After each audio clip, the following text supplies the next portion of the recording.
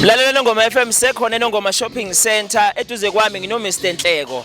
Uhamba nganayo inkunzi malanga yemoto ngicabanga ukuthi igama lalo ngizolithola ukuthi moto lena enhle kangaka engiyithanda ngaka sengisho ukuthi engayishothi Mr Nhleko sikwamukele emsakazweni Nongoma FM. Ngibonga mfethu ngibonga ukwamukela kumsakazo. Moto lohamba ngayo. Imoto le mfethu kuthiwa iJayco igama lakho liphimiseka kanjalo. Jayco. Abanye bathi Jayco. Kuba kwena ukuthi liphi igama elilula ukuliphimisa yebo. Ifike nini le moto ngoba phela mase ngiyibona eduze ngiyaqala ukuyibona eduze ngihlala ngiyibona lapha makuphela indaba. Ngithi hawu nayi le moto namhlanje ngiyibona eduzane imoto enhla ngaka. Isuka phi? iJayco mfethu ingaphansi kwenkampani ekuthiwa uCherry Group Limited. Ngokusuka kwazo izwe iseChina zingaphansi kaCherry Group so kuthina sesibe nazo ngaphezulu konyaka manje ziyohlanza unyaka wesibili lezi zikhona zihambisana kanye nalezi kuthiwa ama-Omoda ke wona afika kuqala saba nama-Omoda kwasekuza iJayco so sineJayco kuthiwa uJayco and Omoda so u-Omoda wona uyawuhlanza unyaka wesithathu manje zikuthina so far sinesikhathi esikanjalo.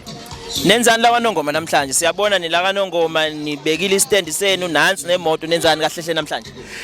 Simenyiwe nathi ukuthi sizonikela lana kube kwenziwa so salethe besikiletha nathi sase sithi asibonakalise kubantu ngoba phela zonke lezi imoto angeke zibe khona ngaphandle kwabantu so siyadinga ukuthi abantu bayibone ngoba yibona abayithengayo so yilokho ukusilethela cha asivele nathi nesivela nako bese siza nazo ke lezi imoto bezoyibona eduze abantu njengoba usuyibonile nje nawe eduze Nikliphi garage njoba nisuke kuliphi garage banila kaNongoma? Sise Richards Bay lapha neAltoni address yethu number 23 Alumina Alley so mawazi nje uIsuzu phambili lapha bekwaziwa ngoProvincial Motors so mawazi leyo ndawo leyo nje silapho ke thina.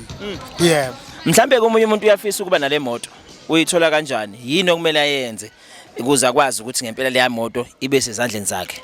Well okubalekile nje ukuthi umuntu engaba ukuthi uyayisebenza noma uyasebenza kukabili mangabe uyisebenza usuke kufanele kube ukuthi imali lo yenzayo uyayibhenka so istatement sakho siveze imali engenayo nephumayo bese ukuthi uma ukuthi uyasebenza kufanele kube ukuthi at least ususebenze izinyanga zantathu la usebenza khona uma ukuthi ayikapheli intathu siyesidinga icontract yakho kanye nepayslip yakhe yodwa ikhona usilekelelayo ke uma ukuthi ufisa ukuyithenga nefinance kodwa mawuyithenga cash cha sikubuza imibuzo thina ukuthi uyithathe phi imali asikubuzi thina senza lokho esikwenzayo woza nemali wena sokunikeza imoto yakho phelile bakubiza ngohlangana baye besho njalo uma befuna ukuyithenga cash.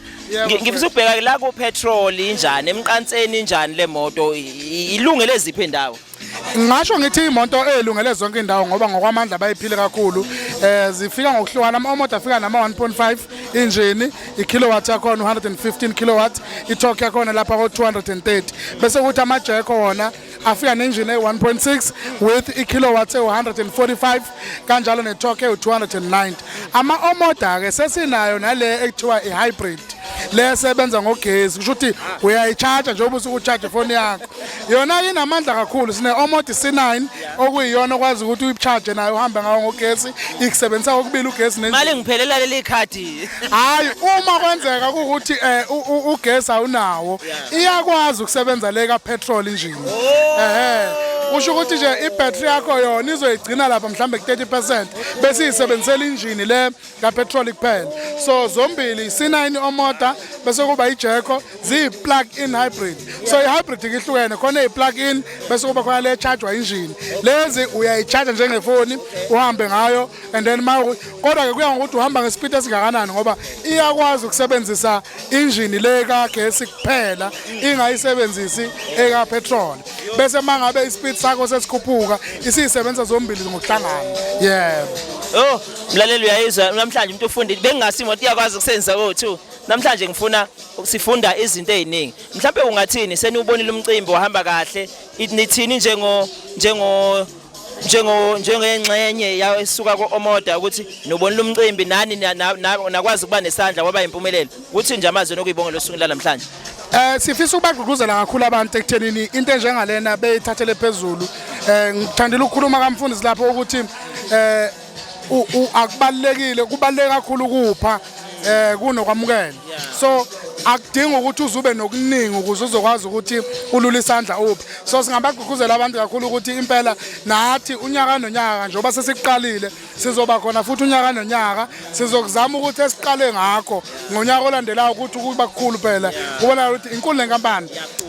So siyafisa ukuthi abantu bakithi beqonda ukubaleka kwaloko kwenzakala namuhla bephinde futhi bekwazi nabo abantu akudingi ukuthi kuze kube ikhampani ekwenzayo nayo umuntu uqobo uyakwazi ukuthi ephaketheni lakhe kube khona lekelela ngakho. So kuyinto engayigqugquzela kakhulu ukuthi cha abantu abayenze bakuthi siyacela ukuthi beyenze beyilandelele futhi ukuze kuzokwazi ukuthi besizakale lapha suke besola ngalezo sikhathi. Manje mfethu nasomsakazo umphakathi sinabalaleli abangaphezulu ka-300,000 abalalelayo sicross iborder yaseMozambique neyaseSwaziland bese ukuthi KZN siyikhava siyofika koNquthu koMpumalanga koNthunzini Kandla yonke le ndawo. Khona into eningasenzela mhlawumbe mangathiwa siba nengqinani niyakwazi ukuthi nibe nobudlelwane neredio bese siba nale moto ibrand uNongoma FM bese kuthiwa driven by. Yes. Bengike ngakhuluma nosisi besikhuluma naye ngamtshela ukuthi asikaze sikwenze into njengaleyo. Well singakuthokozela ukwenza ngoba thina sikufunayo sifuna ukuthi imonto ibonakala. So indlela yokuthi ibonakala ukuthi ibeningi ngoba phela abantu sebasebenzisa ama social media. So maye baningi ku social media lokho kuzosilekelela ekuthenini ibonakala le monto ithengeke. So singaba nezingxoxo njengalezo sibona ukuthi sibekanaphi ngoba egcineni kosuku ufanele izandla egezayo. Manje mina ngoba nginabalandeli abawu 304,000 nje manje ku social media wami.